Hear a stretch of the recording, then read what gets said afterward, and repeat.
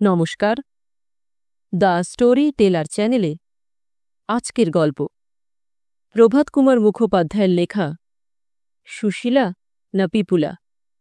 রচনাকাল আশ্বিন ১৩৩৩ বঙ্গাব্দ। গল্প পাঠে আমি অনিন্দিতা। ভাগলপুরে আমার পিতা ওকালতি করিতেন। সেই স্থানেই আমার জন্ম হয়। আমার পিতার নাম অমরেন্দ্রনাথ চট্টোপাধ্যায়, আমার নাম সুরেন্দ্রনাথ। আমাদের বাড়ি হইতে অল্প ব্যবধানেই পিতার বন্ধু আরও একজন উকিলের বাড়ি ছিল। তাহার নাম চন্দ্রনাথ বন্দ্যোপাধ্যায়। বাল্যকালে আমি তাহাদের বাড়িতে প্রায় প্রতিদিনই খেলা করিতে যাইতাম। চন্দ্রনাথ বাবুকে আমি কাকামশাই ও তাহার পত্নীকে কাকিমা বলিতাম। কাকিমার তখনও কোনো সন্তানাদি না হওয়ায় তিনি আমাকে খুবই যত্ন করিতেন।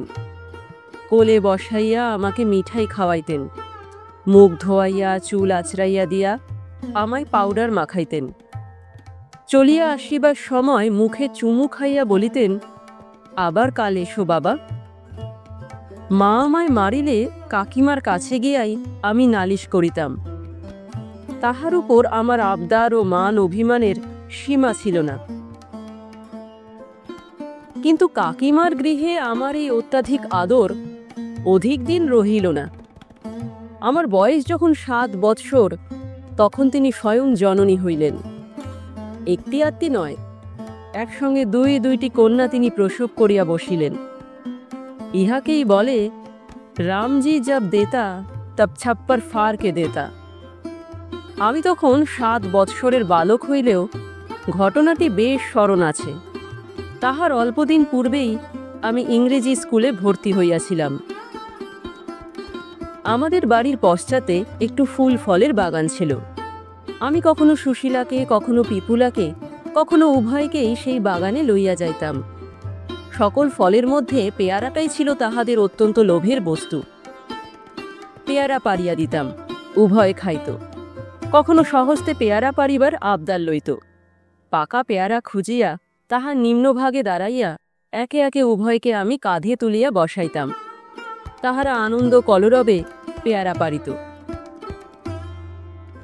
যাহা হোক, কাকিমার কন্যা দুইটি দিন দিন শুক্লপক্ষের শশীকলার মতোই বাড়িতে লাগিল। আমিও ক্লাসের পর ক্লাস উঠিতে লাগিলাম। আমি আর বড় একটা কাকিমার বাড়ি যাই না। একটু বড় হইলে তাহার মেয়ে দুইটি আমাদের বাড়ি খেলা করিতে আসিতে লাগিল। একটির নাম সুশীলা, অপরটির নাম পিপুলা বা প্রফুল্ল নলিনী। একে তো যমজ ভগিনী, কোনটিকে চেনাই শক্ত। তার উপর আবার তাদের মা দুষ্টুমি করিয়া দুইটিকে একই রকমে সাজাইতেন। দুইটি চুল ঠিক একই রকমে বাঁধিয়া একই রঙের ডিজাইনের ফ্রক দুইটিকে পরাইতেন। জুতা মোজা পরিলে তাহাও ঠিক একই রকমের হইত। আমাদের বাড়িতে দুইটি প্রায় একসঙ্গেই আসিত। কখনো একটি একলা আসিলে বাড়ির সকলেই জিজ্ঞাসা করিত, সুশীলা না পিপুলা? যে আসিত সে নিজের নামটি বলিত। তখন আমার পৈতা হইয়া গিয়াছে, বয়স ১২ বৎসর। সুশীলা পিপুলা ৫। একদিন আমার সাক্ষাতেই কাকিমা মাকে বলিলেন, সুশীলা কি পিপুলা, একটিকে ভাই তোমায় নিতে হবে। মা হাসিয়া বলিলেন, বেশ তো, ছিলে খুড়ি হবে শাশুড়ি। ১২ বৎসর বয়সের সকল ছেলেরাই এই কথোপকথনের অর্থ বুঝিতে পারে কিনা জানি না, কিন্তু আমি জলের মতোই বুঝিয়াছিলাম। বাল্যকালে আমি বোধহয় একটু অকালপক্কই ছিলাম। পরদিন স্কুলে গিয়া ক্লাস ফ্রেন্ড হরিগোপালকে জলখাবার ঘরের নিকট একাকী পাইয়া চুপি চুপি বলিলাম, ওরে আমার যে বিয়ে। হরিগোপাল জিজ্ঞাসা করিল, কবে রে? বলিলাম, তা জানি নে ভাই, বোধহয় বড় হলে পাশটাস করলে। হরিগোপাল তাচ্ছিল্যভাবে বলিল, ধুত, সে তো ঢের দেরি। কোথায় সম্বন্ধ শুনি? কার সঙ্গে? চন্দ্রবাবুর মেয়ের সঙ্গে। সেই সুশীলা পিপুলা? হ্যাঁ। কোনটার সঙ্গে? তা এখনো জানি নে ভাই, দুটোর মধ্যে একটার সঙ্গে। তা তোর কোনটাকে পছন্দ শুনি? তা কি জানি ভাই, দুটোই তো একরকম। হরিগোপাল আমার চেয়ে 2-3 বছরের বড়। সে তখন সিগারেট খাইতে ও নভেল পড়িতে শিখিয়াছে। এসব বিষয়ে আমার চেয়ে সে ঢের বেশি বিজ্ঞ। হরিগোপাল গম্ভীরভাবে বলিল, তোর বাপ মা যদি তোকে জিজ্ঞাসা করেন তুই সুশীলাকে বিয়ে করবি না পিপুলাকে বিয়ে করবি, তুই কি উত্তর দিবি শুনি? তাই তো, কি উত্তর দেব ভাই, বলে দাও তো। হরিগোপাল গম্ভীরভাবে কিয়ৎক্ষণ চিন্তা করিয়া বলিল, এর মধ্যে আসল কথা কি হচ্ছে জানিস? কি? আসল কথা হচ্ছে লাভ, ভালোবাসা। অনেক নভেলে আমি পড়েছি, ভালোবাসা ভিন্ন বিয়ে হলে সে বিয়েতে সুখ হয় না। এখন তোকে খোঁজ নিতে হবে কে তোকে বেশি ভালোবাসে, সুশীলা না পিপুলা। যে তোকে বেশি ভালোবাসে তাকেই বিয়ে করবি, এ তো সোজা কথা। আচ্ছা বলিয়া আমি ক্লাসে চলিয়া গেলাম। পরদিন রবিবার ছিল। সুশীলা পিপুলা আসিলে আমি তাহাদিওকে জিজ্ঞাসা করিলাম, আচ্ছা তোরা দুজনের মধ্যে কে আমায় বেশি ভালোবাসিস বল দেখি। যে আমায় বেশি ভালোবাসে আমি তাকেই বিয়ে করব। পিপুলা বলিল, আমি তোমায় বেশি ভালোবাসি, আমায় তুমি বিয়ে করো সুরদাদা। সুশীলা বলিল, না সুরদাদা, ওকে তুমি বিয়ে করো না, আমি তোমায় বেশি ভালোবাসি, আমায় বিয়ে করো। পিপুলা বলিল, হ্যাঁ তোকে বিয়ে করবে বই কি, তুই সেদিন সুরদাদাকে কি ভয়ানক কামড়ে দিয়েছিলি, মনে নেই? সুরদাদার পায়ে এখনো দাঁতের দাগ রয়েছে। সুশীলা মিনতি মাখা অনুতাপের স্বরে বলিল, আর তোমায় কামড়াবো না সুরদাদা, আমাকেই বিয়ে করো, তোমার দুটি পায়ে পড়ি।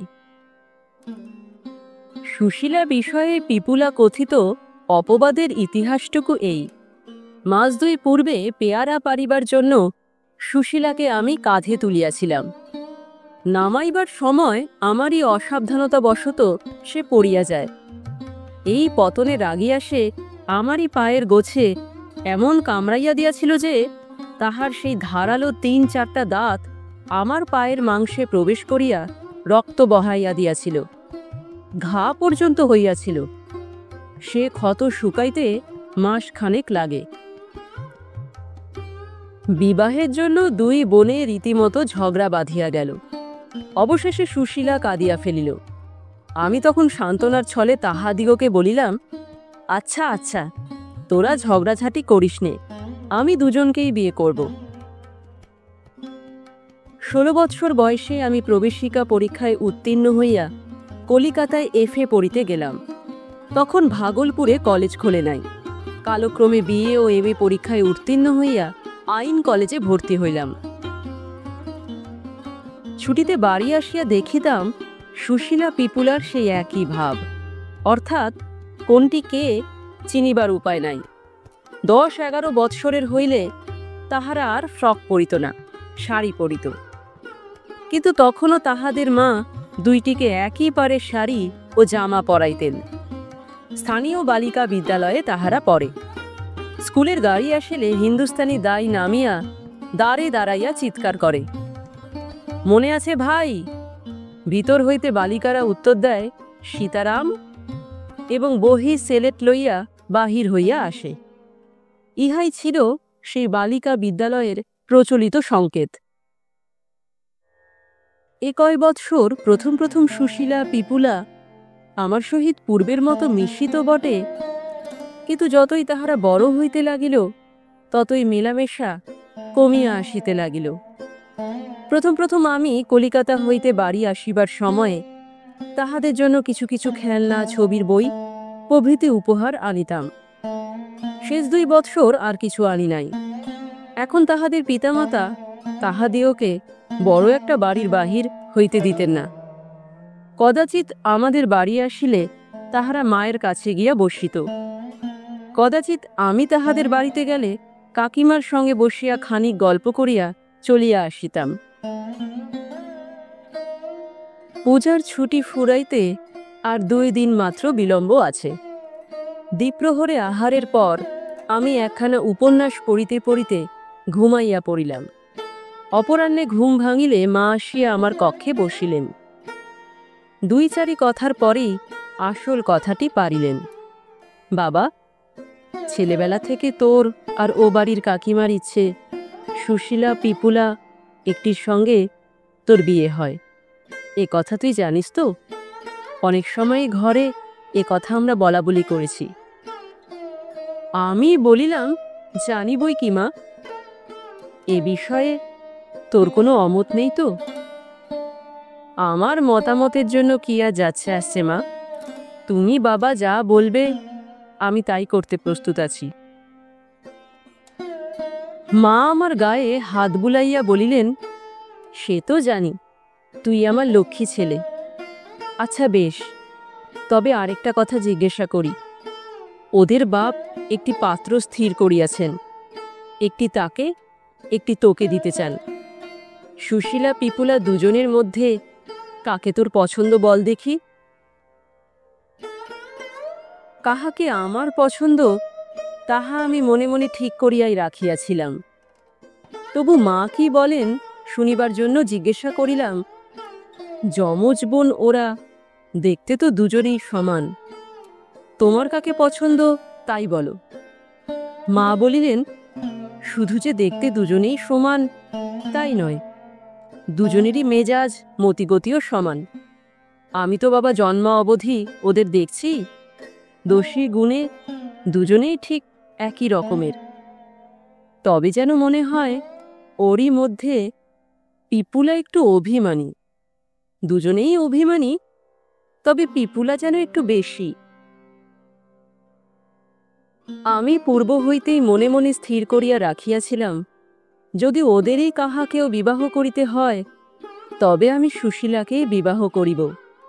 ছেলেবেলায় সেই আমায় কামড়াইয়া দিয়াছিল, তাহারই দাঁতের চিহ্ন এখনও আমার পায়ের গোছে বর্তমান। সুতরাং এক হিসাবে সে নিজস্ব বলিয়া আমায় চিহ্নিত করিয়া রাখিয়াছে। তাহার পর এই কামড়ানোর অপরাধের জন্য পাছে তাহাকে বিবাহ করিতে না চাই, এর জন্য 5 বৎসরের সুশীলার সেই ব্যাকুলতা, সেই কান্না এতদিনেও আমি ভুলিতে পারি নাই। তাহা সেই কচি মুখচ্ছবি আমার অন্তরে মুদ্রিত হইয়া রহিয়াছে। আরেকটা কথা, তাহারও নামের আদ্যাক্ষর সু, আমার নামেরও তাই। সেই জন্য আমি মনে করিতাম বিধাতা বুঝি সুশীলাকেই আমার জন্য নির্দিষ্ট করিয়া রাখিয়াছেন। তাই মাকে বলিলাম, ও অভিমানী টভিমানী দরকার কি মা, তার চেয়ে সুশীলাই ভালো। মা বলিলেন, বেশ তাই হবে। সুশীলাকে আমি মনোনীত করায় পিপুলা হইল খালি।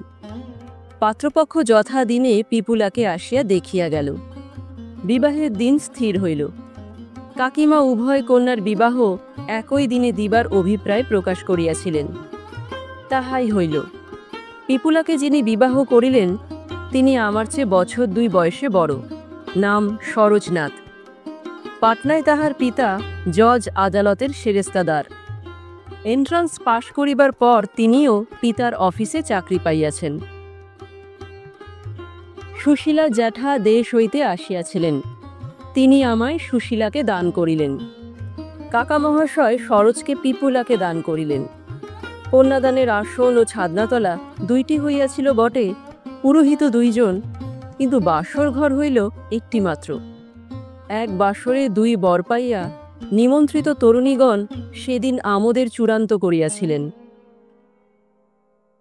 আমার অভিপ্রায় ছিল ফুলশয্যার রাত্রিতে নববধূ আমার শয়নকক্ষে প্রবেশ করিবা মাত্র আমি আমোদ করিয়া জিজ্ঞাসা করিব, সুশীলা না পিপুলা? কিন্তু আনারই আমি জানিতাম না সে সময় বধূর সঙ্গে কয়েকজন নিমন্ত্রিতা পুরো মহিলাও আসিয়া থাকেন। সুতরাং প্রশ্নটা মুলতুবি রাখিতে হইয়াছিল।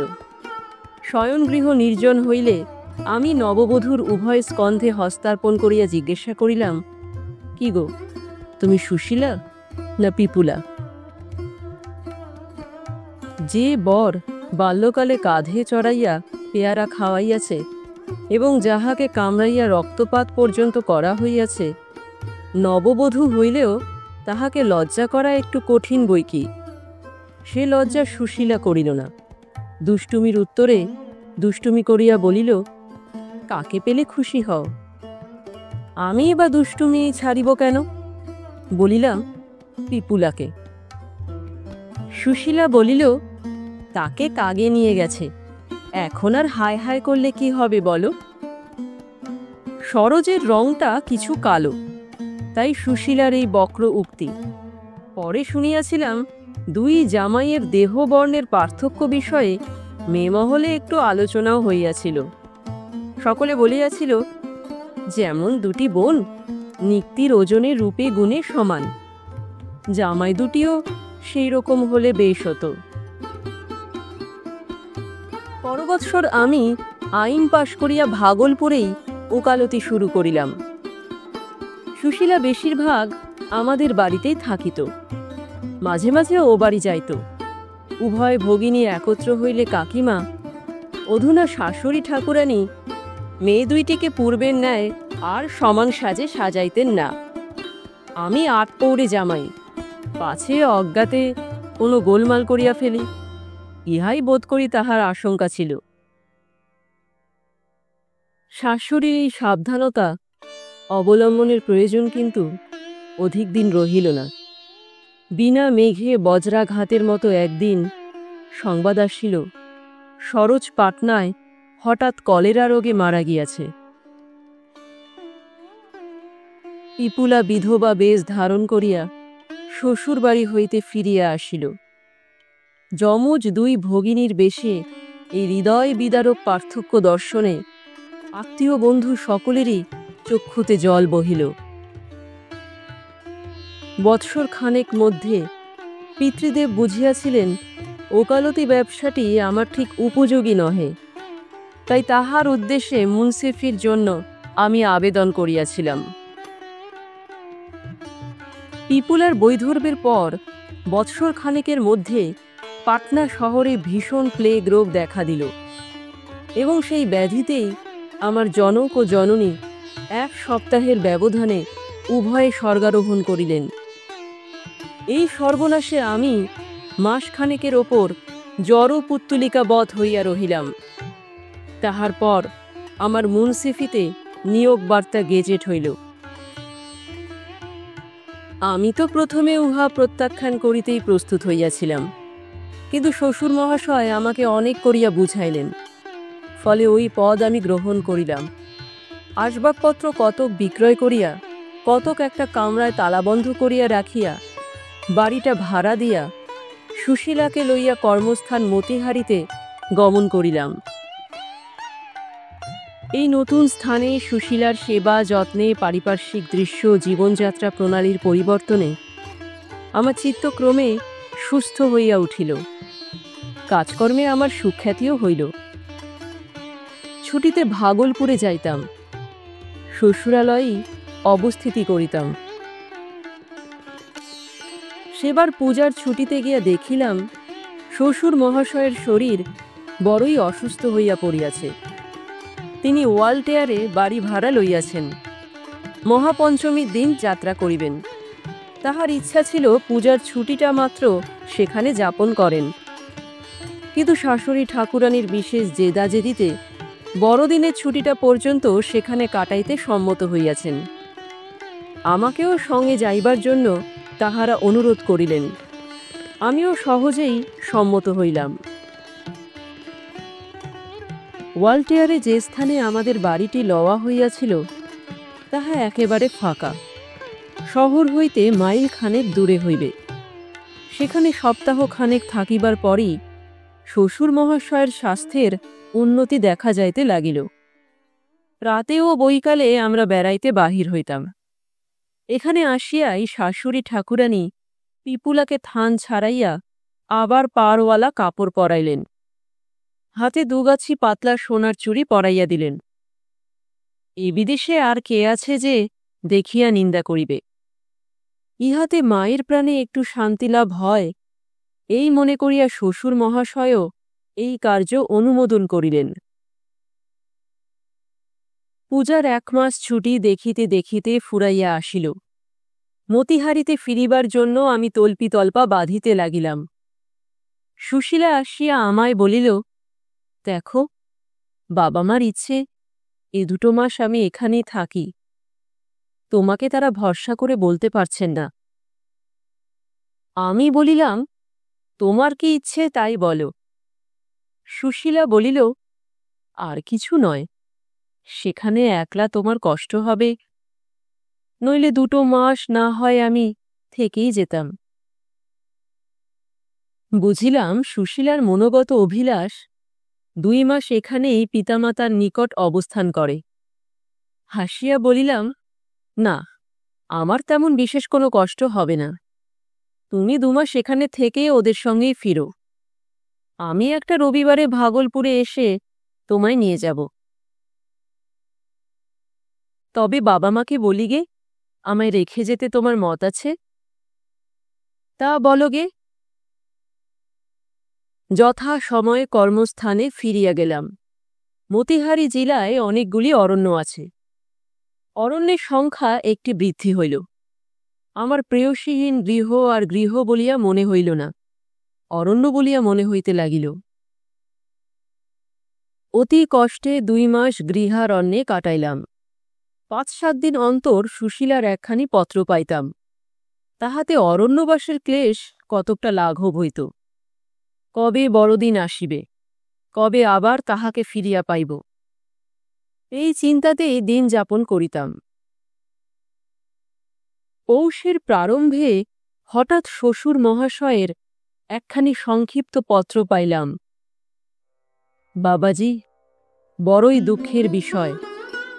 গত শুক্রবার সন্ধ্যার পর 3 দিনের জ্বরে হঠাৎ হার্টফেল হইয়া পিপুলা মারা গিয়াছে। এই শোকে আমরা পাগলের মতো হইয়াছি। কিছুদিন আমরা কাশীধামে গিয়া বাস করিব স্থির করিয়াছি। আগামী রবিবার সন্ধ্যা 8টার সময় এক্সপ্রেস গাড়িতে আমরা মোকামা পাশ করিব।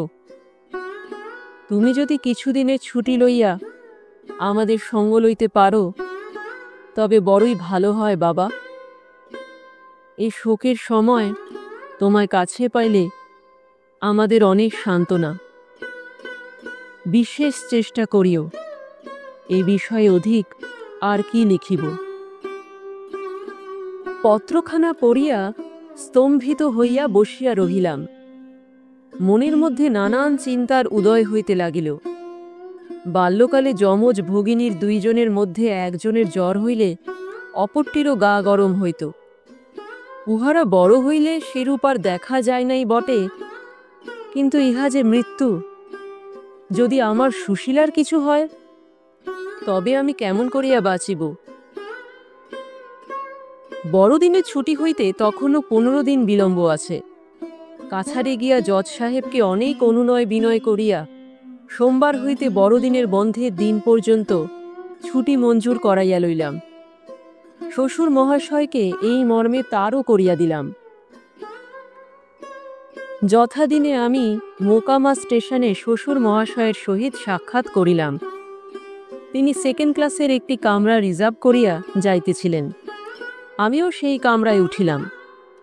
শাশুড়ি আমাকে দেখিয়া চোখে আঁচল দিয়া কাঁদিতে লাগিলেন। সুশীলাও ঘোমটার ভিতর ফোপাইতেছে, বুঝিতে পারিলাম। বড় ইচ্ছা হইল তাহার হাতটি ধরিয়া তাহাকে সান্ত্বনার কথা বলি, তাহার চোখ মুছাইয়া দিই, কিন্তু শ্বশুর শাশুড়ির সমক্ষে তাহা করিবার উপায় নাই। শ্বশুর মহাশয় চক্ষু মুছিতে মুছিতে পিপুলার পীড়া ও চিকিৎসার কথা আনুপূর্বিক বর্ণনা করিলেন।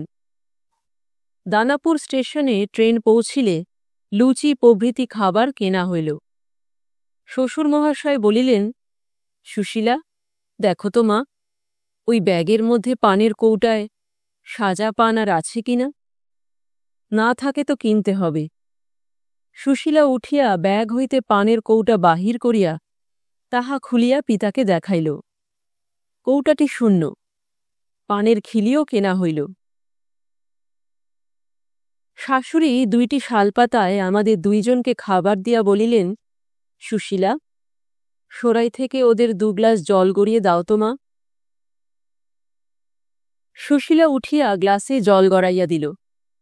আমরা আহার শেষ করিলাম, হাত ধুইয়া পান খাইয়া বাহিরের দিকে চাহিয়া বসিয়া রহিলাম।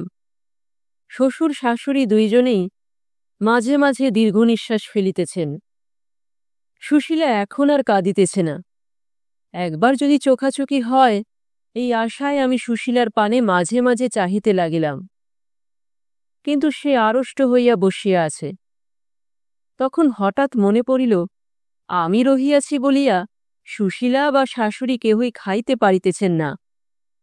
আরা স্টেশনে গাড়ি থামিলে আমি শ্বশুর মহাশয়কে বলিলাম, আমি তবে এখন ও কামরাটায় গিয়ে শুইগে। আমার বিছানার বান্ডিলটি বগলে করিয়া আমি নামিয়া গেলাম। পরদিন কাশীধামে পৌঁছিয়া আমরা এক যাত্রাওয়ালার বাড়িতে উঠিলাম। 2খানি ঘর ভাড়া লওয়া হইল। এখানে 2-1 দিন থাকিয়া একটি বাড়ি খুঁজিয়া লইবার পরামর্শ ছিল। বাসায় জিনিসপত্র রাখিয়া ধুলা পায়ে গঙ্গা স্নান এবং বিশ্বনাথ ও অন্নপূর্ণা দর্শনে বাহির হওয়া গেল। ফিরিয়া আসিয়া পাকাদি সমাপন হইতে অপরাহ্নকাল উপস্থিত হইল। আহারান্তে বিশ্রাম। শ্বশুর মহাশয় ও আমি একটি শয়নকক্ষে শয়ন করিলাম। সুশীলাকে লইয়া শাশুড়ি অপর কক্ষে রহিলেন। নিদ্রাভঙ্গে সন্ধ্যার সময় উঠিয়া হাত মুখ ধুইয়া আমরা 3জনে বিশ্বনাথের আরতি দর্শনে বাহির হইলাম। ফিরিয়া আর পাকাদির উদ্যোগ হইল না। বাজার হইতে লুচি, আলুরদম, রাবড়ি প্রভৃতি আনাইয়া তাহার দ্বারা জলযোগ সম্পন্ন হইল। আহারান্তে ধূম সেবন করিতে করিতে শ্বশুর মহাশয় আমার সহিত গল্প করিতে লাগিলেন। আমি মাঝে মাঝে ঘড়ি দেখিতেছি। এতক্ষণে বুঝি সুশীলা ও শাশুড়ির খাওয়া হইল। এইবার বোধহয় শ্বশুর মহাশয় উঠিয়া ও ঘরে যাইবেন এবং সুশীলাকে এ ঘরে পাঠাইয়া দিবেন। সুশীলার সঙ্গে দেখা করিবার, তাহার সঙ্গে কথা কহিবার জন্য আমি বড় ব্যাকুল হইয়া পড়িয়াছিলাম। 1 রাত 1 দিন এত কাছাকাছি 2জনে রহিয়াছি, অথচ দেখা সাক্ষাৎ নাই। একবার মাত্র আজ দশাশ্বমেধ ঘাটে গমনের সময় আমি সুশীলার মুখখানি দেখিতে পাইয়াছিলাম। 2জনে চোখাচোখি হইয়াছিল। কান্নায় ফোলা সে চোখ দুটি আমার চক্ষুর সহিত মিলিত হইবা মাত্র সুশীলা চোখ নামাইয়া লইয়াছিল। সুশীলাকে বুকে জড়াইয়া ধরিয়া তাহাকে আদর করিবার জন্য আমার প্রাণটা বড়ই ব্যাকুল হইয়াছিল। রাত্রি প্রায় যখন 10টা, শাশুড়ি ঠাকুরানী আমাদের কক্ষে আসিলেন। পান আনিয়াছিলেন, তাহা রাখিয়া বলিলেন, তোমরা তাহলে শোও এখন, দোর বন্ধ করে। শ্বশুর মহাশয় বলিলেন, হ্যাঁ, তোমরাও শোওগে, রাত হল। শাশুড়ি বলিলেন, বাড়ির কি হল? শ্বশুর উত্তর দিলেন, যাত্রাওয়ালা বলল তার সন্ধানে 2-3খানি বাড়ি খালি আছে, কাল সকালে সেগুলো দেখাবে, তারপর যেটা পছন্দ হয়। আচ্ছা বলিয়া শাশুড়ি প্রস্থান করিলেন। শ্বশুর মহাশয় উঠিয়া দ্বারে খিল লাগাইয়া দিলেন। আমি পিছু ফিরিয়া চুপ করিয়া শুইয়া রহিলাম। মনে মনে বড়ই চটিয়া গিয়াছিলাম। অল্পক্ষণ পরেই শ্বশুর মহাশয়ের নাসিকার ধ্বনি আরম্ভ হইল। আমার কিন্তু অনেকক্ষণ অবধি নিদ্রা হইল না। অবশেষে এই বলিয়া মনকে সান্ত্বনা দিলাম, এখানে কি সবই উল্টো? বিশ্বনাথের মন্দির আলাদা, অন্নপূর্ণার মন্দির আলাদা। আমারই বা দুঃখ করলে চলবে কেন? অনেক রাত্রে ঘুমাইয়া পড়িলাম। পরদিন প্রাতে উঠিয়া মুখ হাত ধুইয়া যাত্রাওয়ালার সঙ্গে আমরা বাড়ি দেখিতে গেলাম। নদিয়া ছত্রে একটি বাড়ি আমাদের বেশ পছন্দ হইল। তখনই সর্বাপেক্ষা ভালো ঘরটি আমার শয়নের জন্য নির্দিষ্ট হইল। যাত্রাওয়ালা একজন চাকর ও একজন ঝি ঠিক করিয়া দিবার ভার লইল। সেখান হইতে ফিরিয়া গঙ্গা স্নানান্তে দেব দর্শনাদি সারিয়া যাত্রাওয়ালার বাসায় আসিয়া আহারাদি করিলাম। বিশ্রামান্তে বিকালে নতুন বাসায় উঠিয়া যাওয়া গেল। বহুকাল বিচ্ছেদের পর আজ আমার সুশীলাকে পাইব জানিয়া মনে মনে বাবা বিশ্বনাথকে প্রণাম করিলাম। আমার এই প্রণামটি লইয়া বাবা বিশ্বনাথ বোধহয় হাসিয়াছিলেন। আরতি দেখিয়া আসিয়া নৈশ ভোজন অন্তে যখন শয়নকক্ষে প্রবেশ করিলাম, রাত্রি তখন 10টা বাজিয়া গিয়াছে। অধীর আবেগে আমি সুশীলার আগমন প্রতীক্ষা করিতে লাগিলাম। কিয়ৎকাল অপেক্ষা করিবার পর ধীর পদক্ষেপে সুশীলা আসিয়া প্রবেশ করিল, ধীরে দ্বারটি ভেজাইয়া দিল। জন্মদরিদ্র ব্যক্তি সহসা মহারত্ন লাভ করিলে যেমন আত্মবিস্মৃত হইয়া পড়ে, আমারও অবস্থা সেইরূপ হইয়া পড়িল। সুশীলা না পিপুলা, কথাগুলি উচ্চারণ মাত্র সকল কথা আমার মনে পড়িল। আমি মরমে মরিয়া গেলাম। ছি ছি, আমি কি একটা মানুষ না পশু? মেঝের উপর আমার বিছানা পাতা ছিল। সুশীলা সজল নয়নে ধীরে ধীরে বিছানার দিকে অগ্রসর হইল, কিন্তু বিছানায় আসিল না। কিছু দূরে মেঝের উপর বসিয়া রহিল। আমি বলিলাম, আমায় মাফ করো সুশীলা, আমার বড়ই অন্যায় হয়ে গেছে।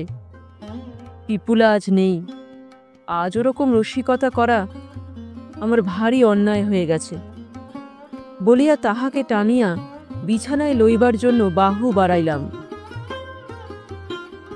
সুশীলা হঠাৎ দূরে সরিয়া বলিল, আমায় ছুঁয়ো না।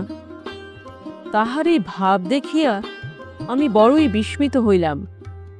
জিজ্ঞাসা করিলাম, কেন আমি তোমায় ছুঁব না? কেন সুশীলা? উত্তর আসিল, আমার পানে বেশ করে চেয়ে দেখো দেখি, আমি কি তোমার সুশীলা? তাহার মূর্তির গাম্ভীর্য দেখিয়া ভয়ে আমার কণ্ঠ শুষ্ক হইয়া উঠিল। বলিলাম, নিশ্চয়ই তুমি আমার সুশীলা। উত্তর পাইলাম, না, আমি তোমার সুশীলা নই। তোমার সুশীলাকে ওয়ালটেয়ারে চিতার আগুনে পুড়িয়ে এসেছি। আমি হতভাগিনী পিপুলা। এই বলিয়া সে চোখে অঞ্চল দিল। বিশ্ব ব্রহ্মাণ্ড কক্ষচ্যুত হইয়া যেন আমার চারিদিকে ঘুরিতে লাগিল। আমি নারায়ণ স্মরণ করিয়া চক্ষু মুদিলাম।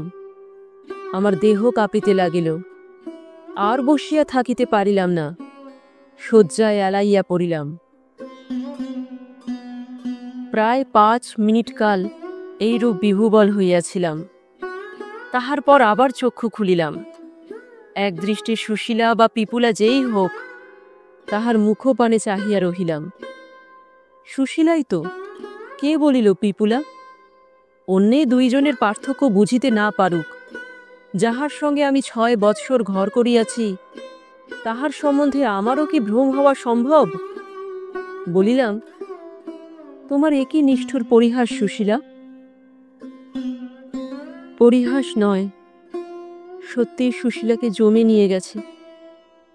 তবে যে বাবা আমাকে লিখেছিলেন পিপুলা মারা গেছে, বাবার তখন মাথা ঠিক ছিল না, তাই ওরকম লিখেছিলেন। কি বলছো তুমি? যা সত্য ঘটনা আমি তাই তোমায় বলছি। সুশীলাকে পুড়িয়ে এসে পরদিন বাবা মাকে বললেন, এখানে আমাদের কেউ চেনে না, সুশীলা মরেনি, হতভাগিনী পিপুলাই মরেছে। এই বয়সে পিপুলার বৈধর্য বেশ আমি চোখে দেখতে পারছিলাম না। দিন রাত আমার বুকে চিতার আগুন জ্বলছিল। আজ থেকে ও আর পিপুলা নয়, ও সুশীলা। ও গিয়ে ওর স্বামীর ঘর করুক। আমি স্বপ্ন দেখিতেছি না জাগিয়া আছি, কিছুই বুঝিতে পারিলাম না। বলিলাম, মা শুনে কি বললেন? মা বললেন, ছি ছি, তাও কি হয়? পিপুলা সুশীলা সেজে গিয়ে স্বামীর ঘর করবে কি? জামাই কি এ জাল ধরতে পারবে না? বাইরের লোক না পারুক, তুমি আমি যেমন ঠিক চিনি কোনটি পিপুলা। জামাইও নিশ্চয়ই সেরকম চিনবে যে এ সুশীলা নয়। তখন কি উপায় হবে? আর যদি ধরো জামাই চিনতে নাও পারে, হিঁদুর মেয়ের পরলোক বলেও তো একটা জিনিস আছে। জালিয়াতি করে ইহলোকে দুদিন না হয় পিপুলা সুখভোগ করে নিল, তারপর পরলোকে কি উপায় হবে? বলিয়া পিপুলা চুপ করিল। আমি কিয়ৎক্ষণ নীরবে থাকিয়া ব্যাপারটা তলাইয়া বুঝিতে চেষ্টা করিলাম। কিয়ৎক্ষণ পরে বলিলাম, তারপর? তারপর বাবা বললেন, আমি তোমাদের ওসব পরলোক ফরলোক মানি নে। মা বললেন, তা না মানতে পারো, কিন্তু মানুষে মানুষের সত্য ব্যবহার আর জাল জুয়াচুরির মধ্যে কোনটা ধর্ম কোনটা অধর্ম তা তো মানো। বাবা বললেন, তা মানি বটে। শেষকালে বাবাতে মায়েতে পরামর্শ হল, স্ত্রী বিয়োগ হলে অনেকেই তো ছোট শালীকে বিয়ে করে। এই কাশীতে অনেক তান্ত্রিক সাধক, অনেক তান্ত্রিক সন্ন্যাসী আছেন। তাদের মধ্যে একরকম বিবাহ প্রচলিত আছে, তার নাম শৈব বিবাহ। তোমার মত করে এখানে তোমাতে আমাতে শৈব বিবাহ দেওয়ার জন্যই বাবার কাশী আসা। তোমার এই বিষয়ে মত কি তাই জানবার জন্যে বাবা মা আজ আমায় এখানে পাঠিয়ে দিয়েছেন। আমি কোনো উত্তর দিতে পারিলাম না, চোখ বুজিয়া চুপ করিয়া পড়িয়া রহিলাম। কে এ? কাহার সঙ্গে কথা কহিতেছি? সুশীলা এ নয়? কে বলিল? সুশীলা আর পিপুলা কোনটি কে? তফাতি বা কি? এ তো ঠিক আমার সেই সুশীলার মতোই কথাবার্তা কহিতেছে। আমি পিপুলা এ কথা না বলিলে আমি তো ইহাকে সুশীলা বলিয়াই গ্রহণ করিতাম। চোখ খুলিলাম, পিপুলা সেইভাবেই বসিয়া আছে। তাহার মুখখানি বড় বিষণ্ণ। আমি তাহাকে গ্রহণ করিব না প্রত্যাখ্যান করিব এই সংশয় কি? বলিলাম, আচ্ছা তোমার মত কি বলো? পিপুলা বলিল, আমি জানি নে। বলিয়া সে অন্যদিকে মুখ ফিরাইয়া ঝরঝর করিয়া কাঁদিতে লাগিল। অল্পক্ষণ পরেই সে উঠিয়া প্রস্থান করিল। সপ্তাহ পরে অতি গোপনে তান্ত্রিক অনুষ্ঠানে আমাদের উভয়ের শৈব বিবাহ হইল। পুরোহিত হইলেন নদিয়া ছত্র নিবাসী প্রসিদ্ধ তান্ত্রিক সাধক শ্রীযুক্ত শশীভূষণ মুখোপাধ্যায় মহাশয়। প্রথম মিলন রাত্রিতে পিপুলা বলিল, মনে আছে তোমার? ছেলেবেলায় আমরা দুই বোনই তোমায় বিয়ে করবার জন্যে কেঁদেছিলাম। তুমি কি বলেছিলে মনে আছে? আমি বলিলাম, মনে আছে। বলেছিলাম, কাঁদিস নে, আমি তোদের দুজনকেই বিয়ে করব। পিপুলা বলিল, তাই করলে, তবে ছাড়লে। পিপুলার নাম পৃথিবী হইতেই লুপ্ত হইল। যাহাকে বিবাহ করিলাম জনসমাজে সেই সুশীলা বলিয়া পরিচিত হইল। আমাদের একটি কন্যা জন্মিয়াছে। তাহার বিবাহের সময় কি হইবে এই সমস্যা মাঝে মাঝে মনে উদয় হয়। ঠকাইয়া কাহাকেও মেয়ে দিব না। যাহাকে পাত্র নির্বাচন করিব আসল কথা সমস্তই তাহাকে খুলিয়া বলিব। সুতরাং একটি উচ্চ শিক্ষিত উদার মতালম্বী সুপাত্রের প্রয়োজন। তবে এখনও তাহার দেরি আছে। কন্যাটি আমার 1.5 বৎসরের মাত্র।